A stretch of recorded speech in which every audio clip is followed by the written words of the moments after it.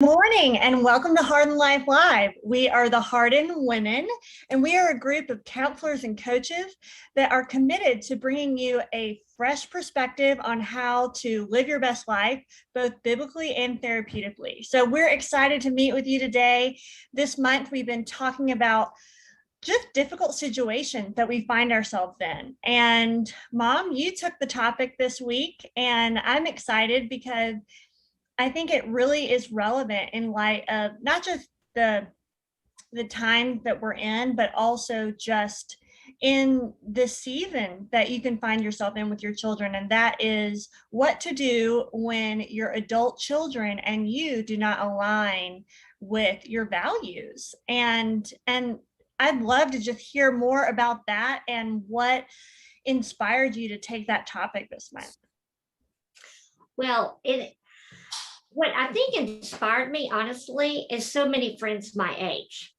So many friends my age have entered a new season to where they had spent their whole parenting instilling values that were important to them and hoping that they were equipping their children to live a responsible life. And of course, most of my friends are believers, so they really took that serious and wanting to raise their children in a way that would honor God and set them on a path on following Him. And then all of a sudden, real life happens, and they've got children who don't share the values same in their faith, in politics, and even gender identity and choice of mate. And it is very rocking. It's such a rock of the boat. Because honestly, I think, and I can say this in my own parenting, we unconsciously, when we are doing parenting, we think we're raising an individual that we want to go live this separate life and be their best self. But honestly, I think we unconsciously want to raise a mini me who is going to excel even what I did and succeed beyond it. So when that adult child quits looking like me, sort of my whole world is rocked. Wow, that is big. So what you're saying is that we as parents can unconsciously expect our child to be like us, and then we want them to have a life that is even better or more successful than us. So our expectations for that child are high before we're even consciously aware.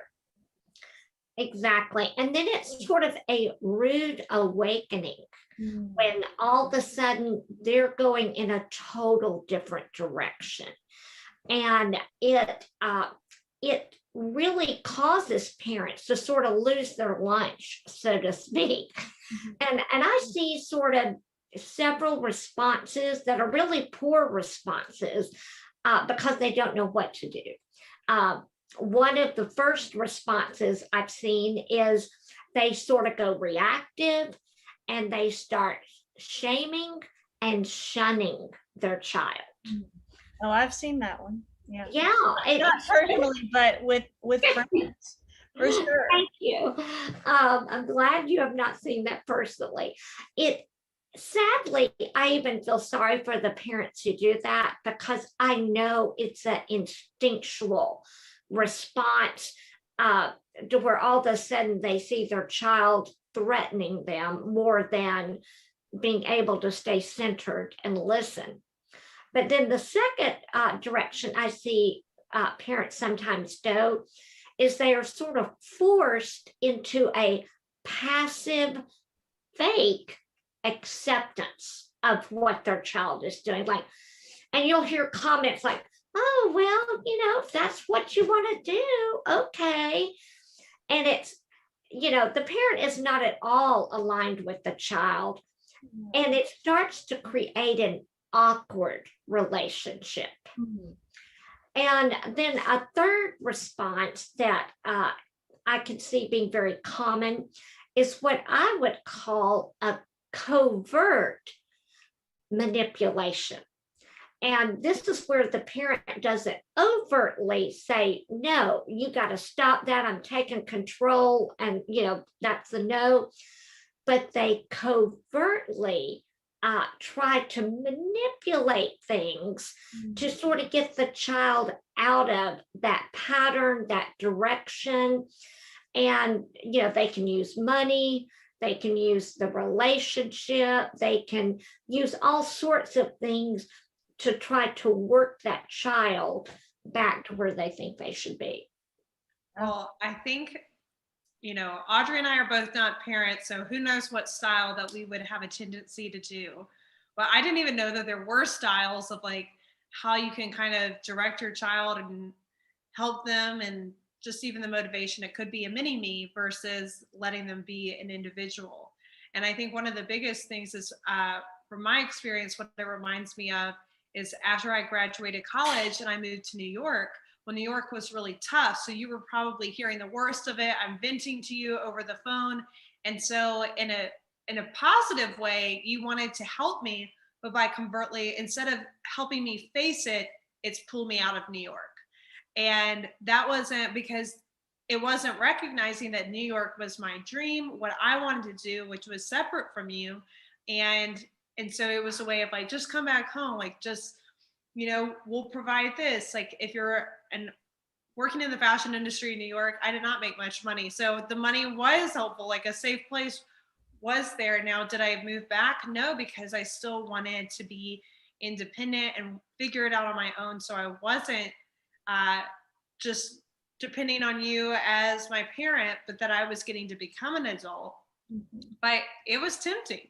And I think that you're the crusader of like having a solution and being really smart and strategic.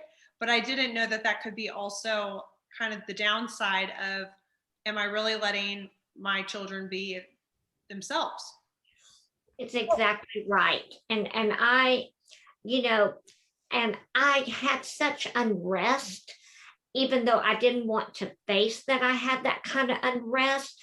And what was really tipped my hand is that I felt fearful. As you know, I was fearful for you, but also I had an aspect of shame of thinking, I have not raised her right. I've not equipped her to handle some of the incredible, challenging things you saw. And so it was pushing my buttons. And I think that is one of the issues that parents have got to address when they see their adult child doing it different, is they've got to stop first and do the internal check.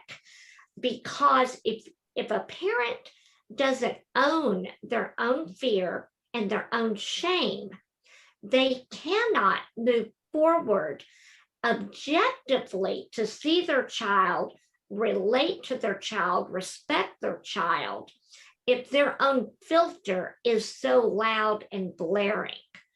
And that's a big challenge. Yeah, well, that filter keeps them from seeing them accurately, and then keeps them from having an adult relationship with their child. And I think that that's what I see, is that they miss out on that one-to-one relationship where that adult child gets to make their own mistakes, to fail, and the parent isn't worried that those mistakes reflect on them, but they remember as a parent, man, the way that I got to maturity was through failing. And it's not a reflection. Yeah. No, that is so good. And again, that's why we've got to get away from this mini me sort of philosophy. Get back to Psalm 139, a unique individual was created. And if I was going to give, a practical, okay, so what do you do when your child's going east and you're going west? Yeah. How are you going to relate so that you're not reactive and criticizing, that you're not passively being fake and awkward, or you're not trying to control them in a covert way? And I want to give something that may be a different frame on this, but Quick tip. is the commandment: love your neighbor as yourself. Do you know what? Your adult child, when they become an adult child, they are now your neighbor. And what do we want to give our neighbor? Well, I wrote down, I think, like 5 things. One thing with my neighbors, I respect their autonomy. They have the right to do them. That's the first thing I respect. The second thing is that I see them as a person of value. They're as much have a right on this planet to be a valuable person as I do. So they're not a part of me. And I love that. And I want to stop you there from giving them all away in this blog, because I think your blog is so excellent and we're out of time. And I just want to encourage all of you to go to hardinlife.com and check out this blog if you are an adult child and you feel like your parent needs to read this, or if you are a parent who is just wrestling with the things we've talked about today. We hope you'll check this out. It's coming from personal experience, and check out our workshops. Before we click off, I do want to say one thing, if because I know everyone's hanging. Here's my big one: let go and let God. And the book I want to reference you to, families, is Fervent by Phyllis Schar. And it really talks about the best thing any of us can do for a neighbor across the street or our adult child is to pray for them to be their best self.